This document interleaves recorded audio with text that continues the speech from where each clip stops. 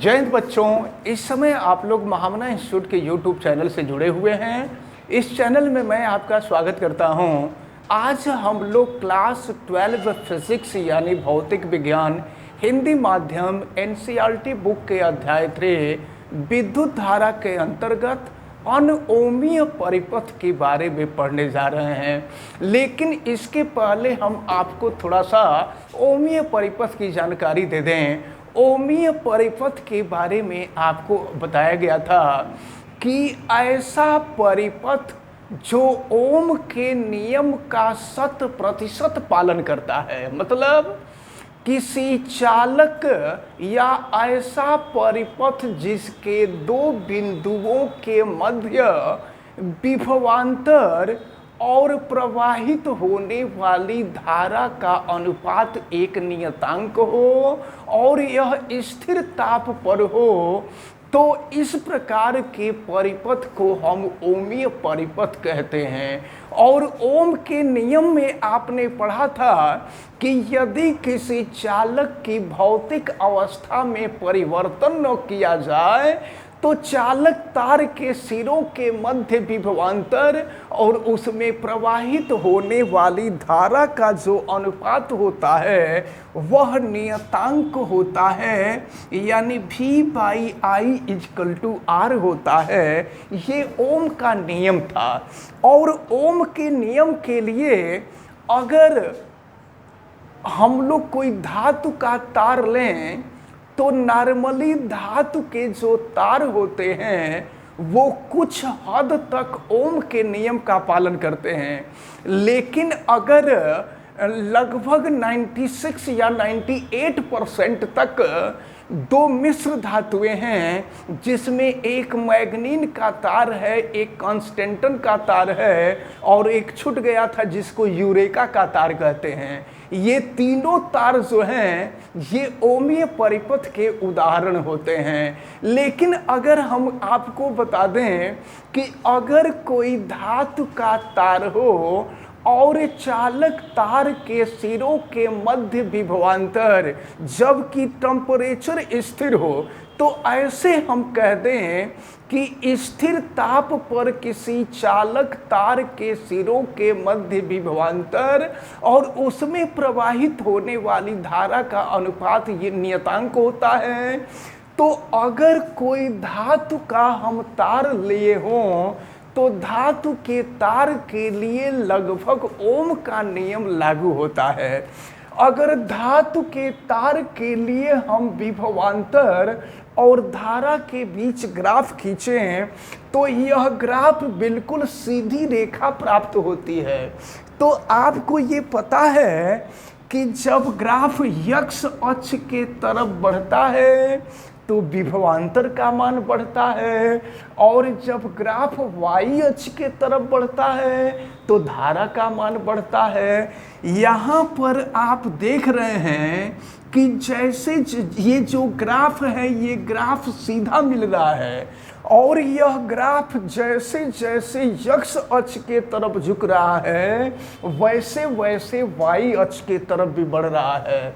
तो यह ग्राफ यह बतलाता है कि विभवांतर और धारा का अनुपात एक स्थिरांक होता है। तो ओम के नियम के लिए या दूसरे शब्दों में हम कह दें कि अगर कोई ओमीय परिपथ हो और ओमीय परिपथ के लिए विभवांतर और धारा के मध्य ग्राफ खींचा जाए तो यह ग्राफ सीधी रेखा इस तरह का प्राप्त होता है। लेकिन अब हम यहाँ बात करने जा रहे हैं अनओमीय परिपथ की। तो अनओमीय परिपथ किसे कहेंगे?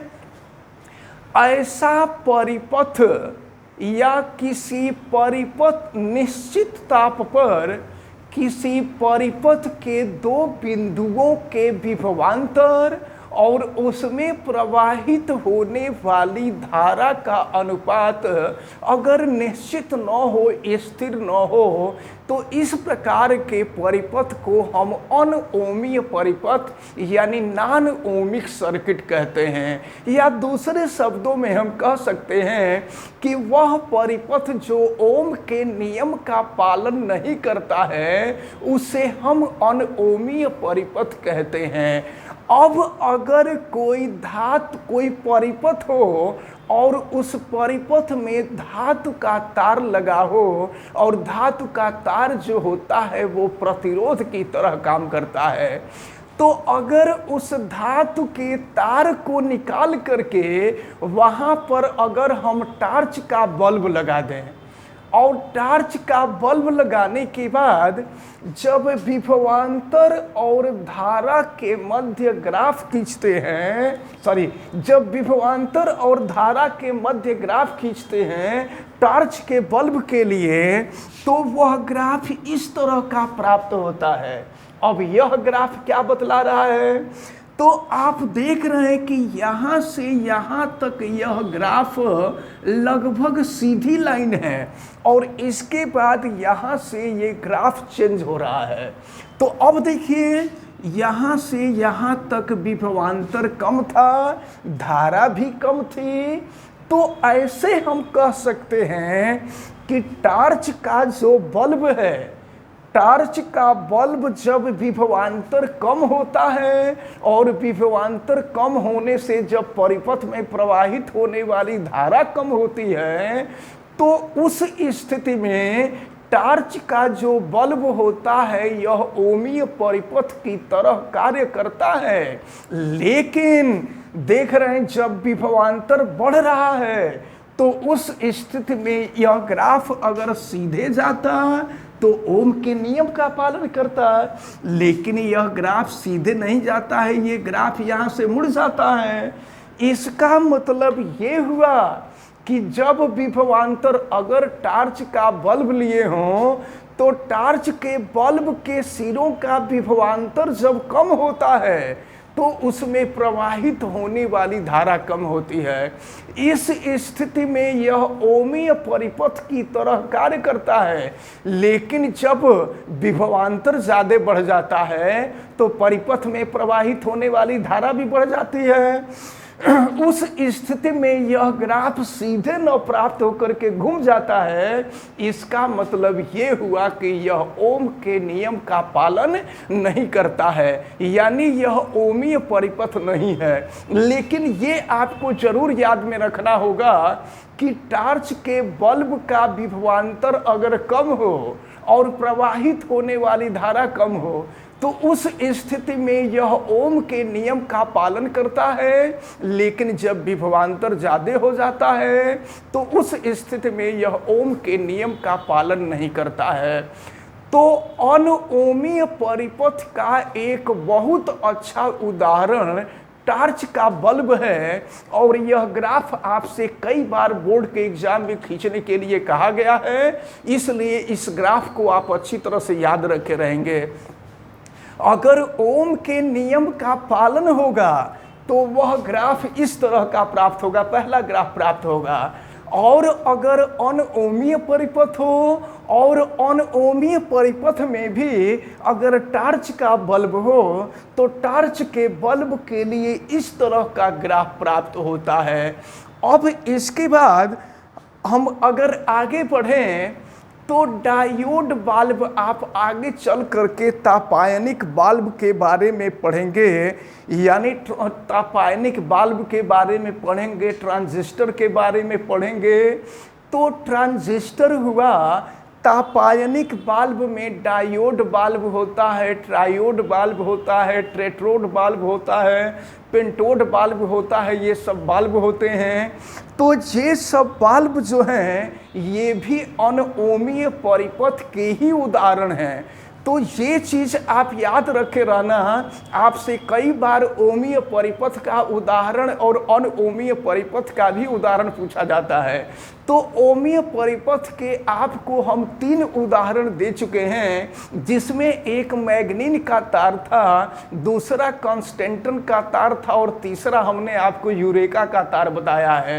ये सम्मिश्र धातुएं हैं और ये ओमीय परिपथ के उदाहरण हैं। लेकिन अनओमीय परिपथ के जो उदाहरण हैं, अगर टार्च का बल्ब है तो ये अनओमीय परिपथ का उदाहरण है। फिर ट्रांजिस्टर है, ट्रांजिस्टर भी अनओमीय परिपथ का उदाहरण है। इसी तरह से बाल्ब है, और बाल्ब में जितने हमने बताया डायोड, ट्रायोड, टेट्रोड, पेंटोड, ये सब बाल्ब हैं, ये सभी अनओमीय परिपथ के उदाहरण हैं। अब अगर हम डायोड बाल्ब ले लें, आगे चल करके जब हम लोग जब आपका चैप्टर कंप्लीट होगा तो वहाँ पर बाल्ब के बारे में बहुत डिटेल में पढ़ना है। वहाँ हम आपको डायोड बाल्ब, ट्रायोड बाल्ब, टेट्रोड और पेंटोड तो आपके सिलेबस में नहीं है, तो डायोड और ट्रायोड के बारे में हम आपको डिटेल में बताएंगे। उसी में आगे बढ़ करके आपको पीएन संधि के बारे में पढ़ना होगा, पीएन संधि, एनपी संधि, इन सब के बारे में पढ़ना होगा, ट्रांजिस्टर के बारे में पढ़ना होगा, पीएनपी ट्रांजिस्टर, एनपीएन ट्रांजिस्टर, इन सब के बारे में आपको पढ़ना होगा। फिलहाल अगर हम डायोड बाल्ब के लिए विभवांतर और धारा के मध्य ग्राफ खींचें तो यह ग्राफ इस तरह का प्राप्त होता है। देखें यहाँ भी देखिए, यह ग्राफ पहले थोड़ा सा सीधा होता है, फिर ऊपर बढ़ता है और फिर जाकर के फ्लक्चुएट हो जाता है। तो इसका मतलब ये हुआ कि ये जो डायोड बाल्ब है, यह डायोड बाल्ब भी ओमीय परिपथ का उदाहरण नहीं है। यह ओमीय परिपथ यानी ओम के नियम का पालन नहीं करता है। तो ये रहा आपको ओमीय परिपथ और अनओमीय परिपथ के बारे में बताया गया। अब इसके बाद हमको गत्यात्मक प्रतिरोध के बारे में पढ़ना होगा। तो गत्यात्मक प्रतिरोध क्या होता है, इसके बारे में हम आपको नेक्स्ट वीडियो में बताएंगे। फिलहाल आज हम आपको जितनी बातें बताए हैं, हमें उम्मीद है कि ये सारी बातें आपको बहुत अच्छी तरह से समझ में आई होंगी। आप वीडियो को लाइक ज़रूर कीजिएगा और अगर चैनल पे नए हैं तो चैनल को सब्सक्राइब भी कर लीजिएगा। अगर किसी भी प्रकार की कोई दिक्कत समझ में आती है तो आप हमें कमेंट करके बताइएगा। वीडियो को मैक्सिमम स्टूडेंट तक शेयर करें ताकि मैक्सिमम स्टूडेंट फिजिक्स के इस इंपॉर्टेंट टर्म को अच्छी तरह से समझ सकें। आप बेल आइकन को भी प्रेस कीजिए ताकि प्रतिदिन पढ़ने वाले वीडियो की सूचना आपको मिलती रहे।